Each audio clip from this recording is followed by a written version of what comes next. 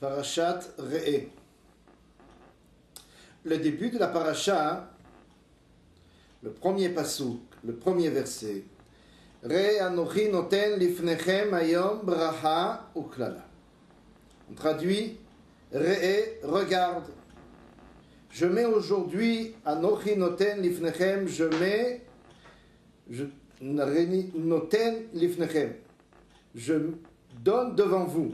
Hayom, aujourd'hui, bracha uklala. C'est traduit en français, je mets aujourd'hui devant vous bénédiction et malédiction. Dans le mot de la traduction ici, ils ont traduit je mets aujourd'hui, en fait, le mot à mot, si on connaît un petit peu l'hébreu, il y a marqué Anochi noten lifnechem, je donne devant vous, je place devant vous. C'est pour ça qu'ils ont traduit ici je mets aujourd'hui. Mais en fait, on sait que c'est Akadosh Baruch Hu qui donne. Anochi noten, noten c'est donner. Et à qui il donne? Il donne à son peuple juif. À qui il a donné? Bracha ou klala. Il donne à son peuple juif la bracha et la klala.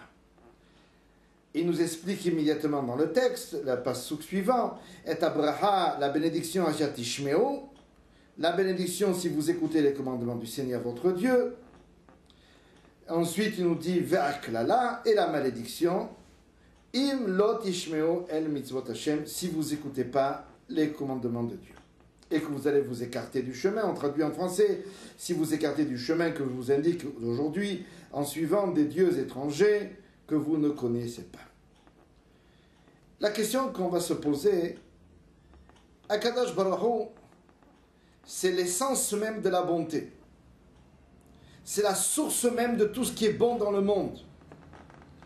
Comment c'est possible qu'ils mettent devant nous? Et quand on parle de Netinat Hashem, ça veut dire du don de Dieu, quand Dieu va donner, il va donner de sa main pleine.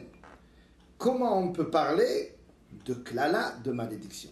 On comprend que Dieu va donner sa bénédiction. Ah, c'est facile.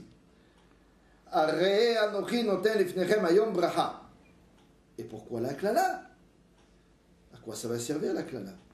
Mais si ça vient de Dieu, alors comment c'est possible que Dieu veuille donner la klala? C'est quelque chose de pratiquement incompréhensible. Qu'est-ce qui a marqué aussi le début du premier pasuk?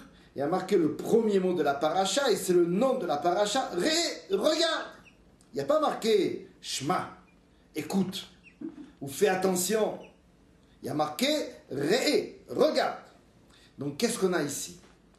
Et c'est quelque chose de très important dans notre judaïsme. Les choses doivent être claires. Le judaïsme, c'est quelque chose qui est clair. C'est quelque chose qui montre les choses telles qu'elles sont. On ne cache rien à personne. Il n'y a pas à cacher.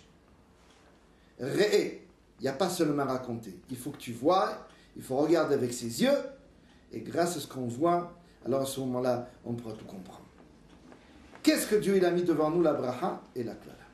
On revient sur la question initiale. Qu'est-ce que ça veut dire, la klala, la bénédiction? En fait, c'est tout ce qu'il y a de mal dans le monde. Donc, Akadosh Baruch Hu, il donne le tov, le bon, et il donne aussi le mal. À quoi ça sert? Pourquoi? Donne que le tov?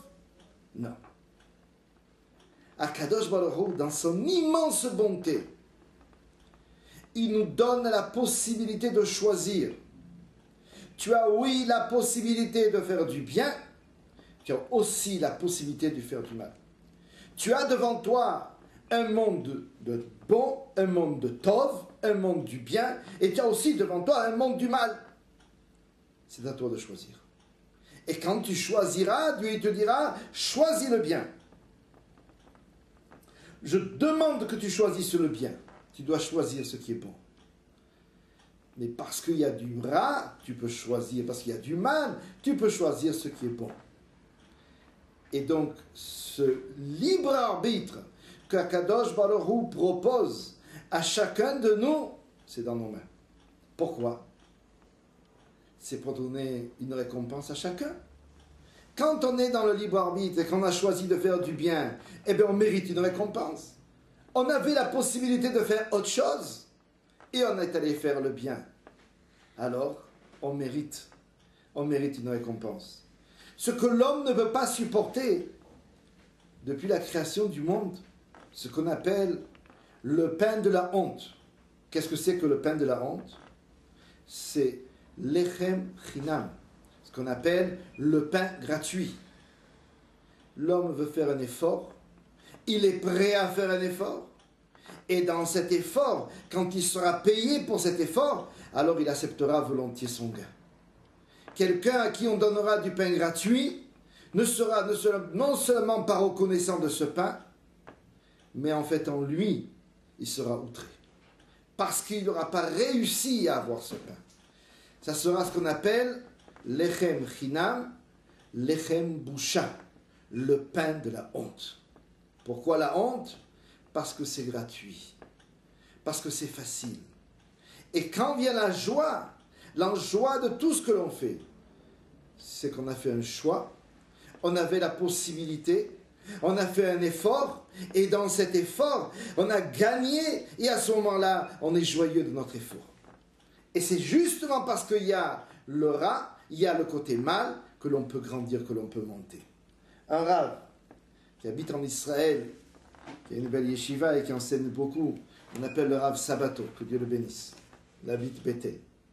Il nous enseignait un jour que pourquoi l'avion arrive à monter dans le ciel? Parce qu'il y a une force contre lui, parce qu'il y a le vent qui vient contre. Et on apprend dans la physique que l'avion peut décoller parce qu'il y a une force qui est contre lui. À ce moment-là, qu'est-ce qui se passe? L'avion décolle. De la même manière, dans notre Avodat Hashem, quand Akadosh Baruch Hu nous présente le mauvais côté de la chose, et que tu as la possibilité de faire le mal, oui, tu as la même possibilité de faire le mal que de faire le bien, et que tu as choisi le bien, à ce moment tu grandis. Tu montes, tu montes. Maintenant on se pose la question, on ne voit pas particulièrement pourquoi ici le rabbi nous parle, le texte nous parle de bracha ou de klala. Alors on va savoir. On parle en fait de toutes les mitzvot. Et abraha shatishmeu el mitzvot Hashem. Sur toutes les mitzvot. Et nous on sait, une des mitzvot essentielles que l'on demande chaque jour, c'est la Géoula. Et donc, braha shatishmeu, quel braha on demande? On demande la fin de toutes les bénédictions, ça veut dire l'apogée de tout ce qu'on doit recevoir, c'est la Géoula, c'est la venue de Mashiach, et ça, il faut la voir, ça sera notre véritable bénédiction, après tout ce qu'on a pu faire, et selon notre avoda que l'on a fait, selon les efforts de ce que l'on a fait, on sera récompensé. Et une des choses qu'on attend tous, mis à part notre récompense, à chacun, on attend que le peuple qu'Akadosh Baruch Hu il envoie le plus vite possible sa bracha finale, ça veut dire sa bénédiction finale avec le 3e temple et le Melech HaMashiach qui soit parmi nous.